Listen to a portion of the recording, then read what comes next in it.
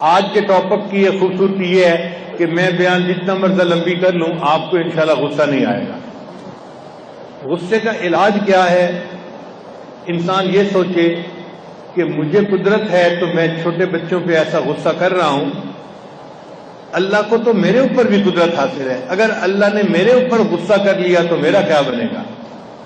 چنانچہ حدیث پاک میں ہے، ایک مرتبہ نبی صلی اللہ علیہ وسلم تشریف لائے تو سیدنا صدیق اکبر عنہ اپنے غلام کو ڈانٹ ٹپٹ کر رہے تھے،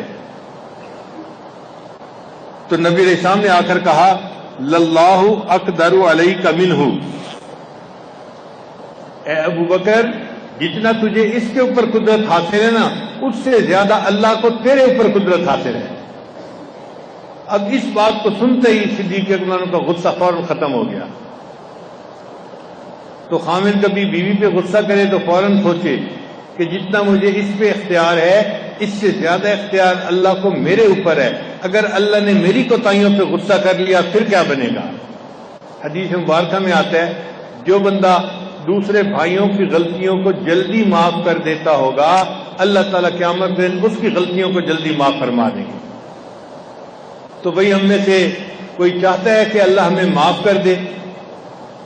اگر ہم چاہتے ہیں تو ہمیں بھی دوسروں کو جلدی معاف کر دینا چاہیے، بات کا بتنگڑ نہیں بنا لینا چاہیے، یا خواہ مخواہ لڑائی جھگڑا نہیں چھیڑنا چاہیے۔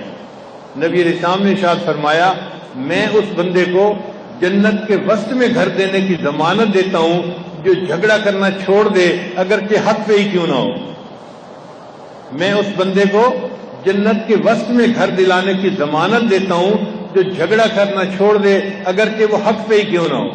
بندہ سمجھتا ہے میں حق پہ ہے اور جھگڑا بڑھاتا رہتا ہے، نہیں، پھر بھی چھوڑ دو، جھگڑا اچھی چیز نہیں ہے، محبت پیار سے امن سلامتی سے رہنا یہ اچھی چیز ہوتی ہے۔